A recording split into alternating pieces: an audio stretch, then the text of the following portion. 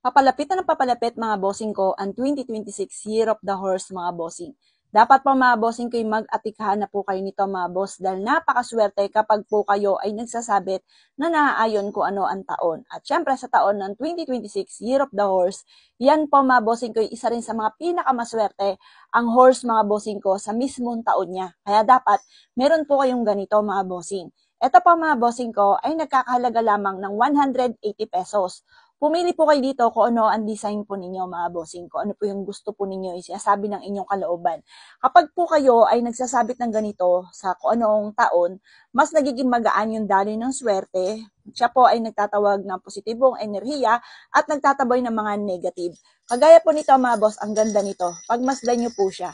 Siya po mga bossing ko ay si God of Wealth na nakatungtong baliktaran po siya or nakaupo nga po mga bossing ko sa ati pong kabayo. Ang kabayong ito mga bossing ko ay sumisimbolo ng mabilis na takbo ng magandang kapalaran, mabilis na tagumpay. Kaya kung ikay masipag at matyaga, perfect na meron kayong ganito para may patutunguhan ng pagiging masipag at matyaga mga bossing. Siya po dito, sa kabilang side dito ay kulay pula na nagtataboy ng malas. Ito naman ay kulay brown na nag-a-attract ng swerte mga bossing. Baliktaran niya si God of Wealth mga boss. Para mabilis na pag-asenso, mabilis na pagyaman, mabilis na tagumpay. Ito po ang kailangan natin. 180 pesos lamang po siya. Ganun siyang kamura mga boss. Ang ganda nito oh.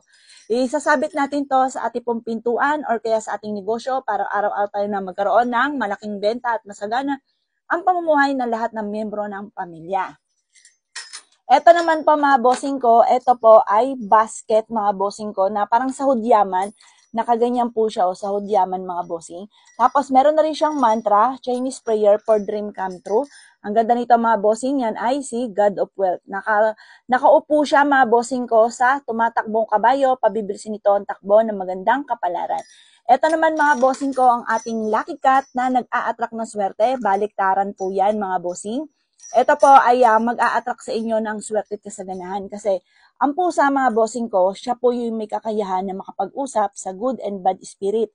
Meron siyang third eye. Sa lahat ng animals, ang pusa lamang po ang nakikipag-usap sa good and bad. Tapos, kinakausap po niya, sinasabi po niya na hindi welcome ang mga bad spirit or ang kamalasan kung nasaan po siya, mga bossing. Kaya puro swerte ang wini-welcome po niya. Kaya maswerte na meron kayong ganito, mga boss. Pwede niyo siyang ilagay kahit saan, pwede sa mga lahat ng pintuan, pwede rin naman po lalo na rin sa inyong negosyo. Lahat po ito, pwede itong panloob, pwede yung panlabas. Ito naman po mga bossing ko ay sumisimbolo ng kasaganahan. Pero ito ang sumisimbolo ng kasaganahan ng isda. Maganda ito sa harapan ng bahay mga bossing ko kasi sumisimbolo nga po siya ng kasaganahan. Tapos ito, nakamakok yan sa hudyaman po yan mga bossing. Yan.